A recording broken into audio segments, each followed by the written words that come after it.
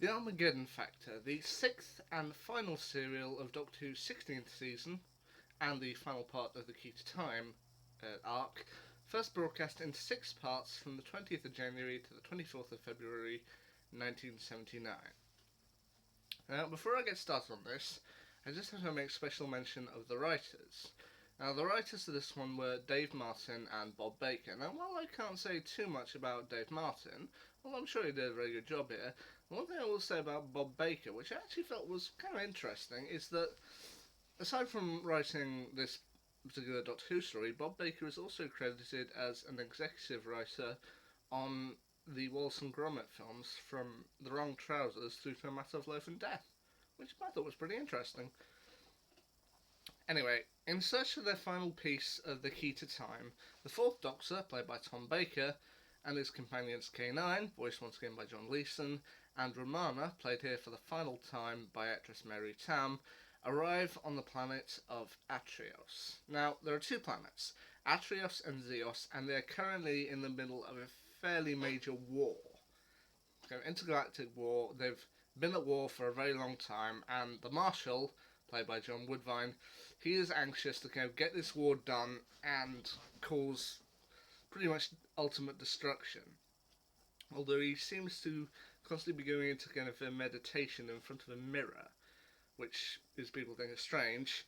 But you've got a load of characters, including the Marshal, Princess Astra, played by Lala Ward, who she becomes important later on, Marak, played by Ian Sainer, who's a kind of soldier who's in love with Princess Astra, and that's everyone on Atrios. But then on Zeos, they ultimately find that there is no one on Zeos, that the only thing left on Zeos that's causing this entire war is a computer, which K9 identifies as Mentalis.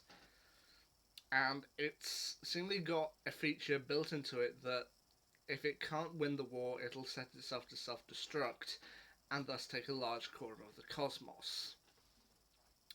But they also discover that Atrios and Zeos are not the only two players here. There's another planet hidden from view. It's referred to as the Shadow Planet or the Planet of Evil, and there the real villain is discovered, that being the Shadow. A kind of, I want to say, kind of henchman or person working for the Black Guardian. And they ultimately have to find a way to stop the Shadow, cease the war, and stop everyone from ruining everything up, as well as find the last piece of the Key to Time. Now, in around about part 5, the Doctor also ends up bumping into one of his old classmates from Gallifrey, that being a Time Lord named Drax, played by Barry Jackson. Now, Drax, I actually feel, is pretty fun here. He has a bit of a kind of Cockney accent, which he reveals he picked up in, I think it's Brixton, he said he picked it up in, but just, I love his chemistry with the Doctor, just the Doctor trying to kind of talk sense into him, and then Drax just being like, oh, no, it's better this way. Even at the end of the story, when things are kind of wrapping up, the Doctor asks where Drax wants him to drop him off, and Drax is like, oh, down to the planet's surface, please. Like, why? Like, well, the war's over, the Master needs some help fixing everything up, so I'll give him a hand. Like, when do you do that? Like, in about 30 minutes' time. It's like, he has a feel of kind of like, he has a feel of like a cocky salesperson who thinks he can sell anything, which I do think is a nice kind of contrast. Now, the Shadow is actually proven to be rather a sinister villain, with seemingly the only person able to resist his mind control being the Doctor, as he is able to gain control of Princess Astra, of course played by Lala Ward, who is eventually revealed to be the sixth piece of the Key to Time, because she's like the sixth child of the sixth dynasty, and that therefore she is the sixth piece of the Key to Time. And when they ultimately find out, and then she slots in, they end up having to use the key in order to prevent the Marshal from destroying or attempting to destroy Zeos, put him in a time loop which gradually deteriorates and gradually gets longer and longer. Like, it's said that the Marshal is set to destroy Zeos in 10 seconds, so they loop him at first for 3 seconds, which will take them down to 7, but then as the countdown gradually weakens, it gets longer and longer and longer until eventually he's about to fire the missiles. Which, it does provide a nice sense of tension. And then, of course, you've got the Black Guardian, or actually more the White Guardian, played by Valentine Dial. Now, he'd previously been played at the start of this serial by, part of this start of this season by Cyril Luckman, but it's revealed he can actually change his appearance, and he's now Valentine Dial. And when the Doctor and Romana go to, when they've got all the pieces of the key to time together and they go to hand it over, the Doctor asks him about everything and reminds him that the final piece of the key to time was a living person, was Princess Astra.